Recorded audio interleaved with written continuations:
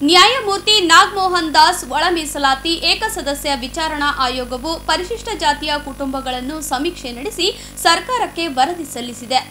ಸರ್ಕಾರ ನಡೆಸಿದ ಸಮೀಕ್ಷೆಯಲ್ಲಿ ಅವೈಜ್ಞಾನಿಕವಾಗಿದ್ದು ಇದರಿಂದ ಬಲಗೈ ಸಮುದಾಯಕ್ಕೆ ಅನ್ಯಾಯ ಮಾಡಿದಂತಾಗಿದೆ ಎಂದು ದಲಿತ ಮುಖಂಡ ಅರ್ಜುನ್ ಭದ್ರೆ ಆರೋಪಿಸಿದರು.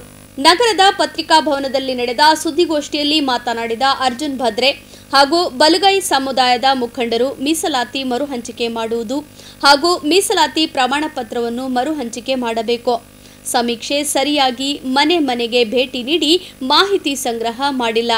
ಆದರೆ ವರದಿಯಲ್ಲಿ ಸಾಕಷ್ಟು ಗೊಂದಲಗಳಿದ್ದು ಬಲಗೈ ಹೊಲೆಯ ಸಮುದಾಯಕ್ಕೆ ಅನ್ಯಾಯವಾಗುತ್ತಿದೆ ಎಂದು ಆರೋಪಿಸಿದ ಅವರು ಮರು ಸಮೀಕ್ಷೆ ನಡೆಸಿ ಜನಸಂಖ್ಯೆಗೆ ಅನುಗುಣವಾಗಿ ಮೀಸಲಾತಿ ಹಂಚಿಕೆ ಮಾಡಬೇಕು ಎಂದು ಒತ್ತಾಯಿಸಿದರು.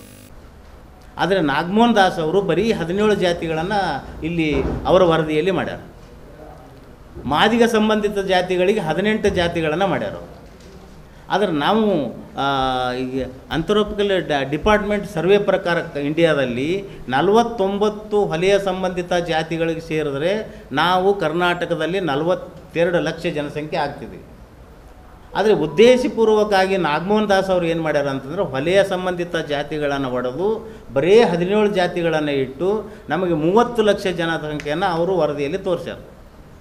ವಿಶೇಷವಾಗಿ ಹೊಲೆಯ ಸಂಬಂಧಿತ ಜಾತಿಗಳಿರ್ತಕ್ಕಂಥ ಜಾತಿಗಳನ್ನು ಮಾದಿಗ ಸಂಬಂಧಿತ ಜಾತಿಗಳ ಪಟ್ಟಿಯಲ್ಲಿ ಸೇರಿಸಿ ಆ ಜನಸಂಖ್ಯೆಯನ್ನು ಉದ್ದೇಶಪೂರ್ವಕವಾಗಿ ಜಾಸ್ತಿ ಮಾಡ್ಯಾರ ಅಂತಕ್ಕಂಥದ್ದು ನಮ್ಮ ಆಪಾದನೆ ಅದ ಆಯೋಗದ ಮೇಲೆ. ಆ ಕಾರಣಕ್ಕಾಗಿ ಈಗ ನಾವು ಅದೇ 14ನೇ ತಾರೀಕು ಬರ್ತಕ್ಕಂಥ ಮತ್ತು 16ನೇ ತಾರೀಕು ಕ್ಯಾಬಿನೆಟ್ನಲ್ಲಿ ನೀವು ಪುನರ್ ಪರಿಶೀಲನೆ ಮಾಡಿರಿ.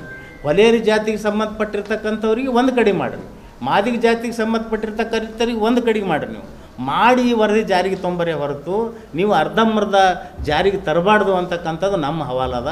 ಆ ಕಾರಣಕ್ಕಾಗಿ ಈ ವರದಿಯನ್ನು ನಾವು ಇವತ್ತು ಇಡೀ ಕರ್ನಾಟಕದಲ್ಲಿ ಮೈಸೂರಿನಲ್ಲಿ ಆಯಿತು, ಮಂಡ್ಯದಲ್ಲಿ ಆಯಿತು, ಇವತ್ತು ಬೆಂಗಳೂರಿನಲ್ಲಿ ನಡೆದ ಎಲ್ಲ ಕಡೆಗೆ ಈ ವರದಿಯನ್ನು ನಾವು ತಿರಸ್ಕಾರ ಮಾಡ್ಲಾಕತ್ತೀವಿ.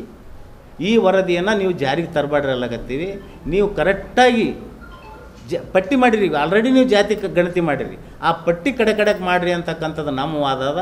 ಆ ಕಾರಣಕ್ಕಾಗಿ ಇವತ್ತು ನಾವು ಸರ್ಕಾರಕ್ಕೆ ಈಗಾಗಲೇ ಭದ್ರೆ ಅವ್ರು ಹೇಳ್ದಂಗೆ ಈ ಹೊಲೆಯ ಸಂಬಂಧಿತ ಜಾತಿಗಳ ಮಂತ್ರಿಗಳಾಗಿರ್ಬೋದು, MLAಗಳಾಗಿರ್ಬೋದು, ಇಲ್ಲಿ ತನಕ ನಾವು ಕರ್ನಾಟಕದಲ್ಲಿ ನಾವು ಯಾವುದೇ ಮಾದರ ವಿರುದ್ಧ ಆಗಲಿ ಯಾವುದೇ ಜಾತಿಯ ವಿರುದ್ಧ ನಾವು ಹೊಲೆಯ ಸಂಬಂಧಪಟ್ಟಂಗೆ ವಿರೋಧ ಇಲ್ಲಿವರೆಗೂ ಮಾಡಿಲ್ಲ. ಈ ಪತ್ರಿಕೆದವರು ನೋಡಿರಿ. ಆದರೆ ಇವತ್ತು ಕೂಡ ನಾವು ಅವರ ವಿರೋಧ ಮಾಡಲಾಗತ್ತಿಲ್ಲ. ನೀವು ಹೊಲೆಯರಿಗೆ ಸಪ್ರೇಟ್ ಮಾಡಿರಿ, ಮಾದರಿಗೆ ಸಂಬಂಧಪಟ್ಟಂಗೆ ಸಪ್ರೇಟ್ ಮಾಡಿರಿ ಅಂತಕ್ಕಂಥದ್ದು ವಾದ ಅದ. ಇದು ಅನ್ಯಾಯ ಮಾಡಿರ್ತಕ್ಕಂಥವರು ಏಕಸದಸ್ಯ ಆಯೋಗದ ಅಧ್ಯಕ್ಷರಾಗಿರ್ತಕ್ಕಂಥ ನಾಗಮೋಹನ್ ದಾಸ್ ಅವರ ಅಧ್ಯಕ್ಷತೆಯಲ್ಲಿ ಆಗಿರ್ತಕ್ಕಂಥ ತಪ್ಪು ವರದಿ ಅಂತಕ್ಕಂಥದ್ದು ಇವತ್ತು ನಾವು ಕರ್ನಾಟಕಕ್ಕೆ ಮತ್ತು ಸರ್ಕಾರಕ್ಕೆ ನಾವು ಮನವಿಯನ್ನು ಮಾಡ್ತಾಯಿದ್ದೀವಿ.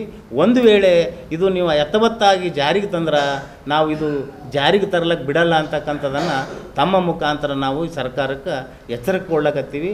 ನಾವು 14ನೇ ತಾರೀಕು ಅಂಬೇಡ್ಕರ್ ಸರ್ಕಲ್ನಿಂದ ಜಿಲ್ಲಾಧಿಕಾರಿಗಳ ಮುಖಾಂತರ ಸಾವಿರಾರು ಜನ ಹೊಲೆಯ ಸಂಬಂಧಿತ ಜಾತಿಯ ಜನಸಂಖ್ಯೆ ಸೇರಿ ಒಂದು ಮುಖ್ಯಮಂತ್ರಿಗೆ ಮನವಿ ಪತ್ರವನ್ನು ಅಂದು ಕೊಡ್ತಾ ಇದ್ದೀವಿ.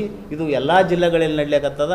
ಇದು ಆದಮೇಲೆ 16 ತಾರೀಕು ಒಂದು ವೇಳೆ ಇದಕ್ಕೆ ಮೀರಿನೂ ನಾವೇನು ಸರ್ಕಾರಕ್ಕೆ ವಿರೋಧ ಮಾಡಕತ್ತಿಲ್ಲ, ಆಯೋಗಕ್ಕೆ ವಿರೋಧ ಮಾಡಕತ್ತಿಲ್ಲ.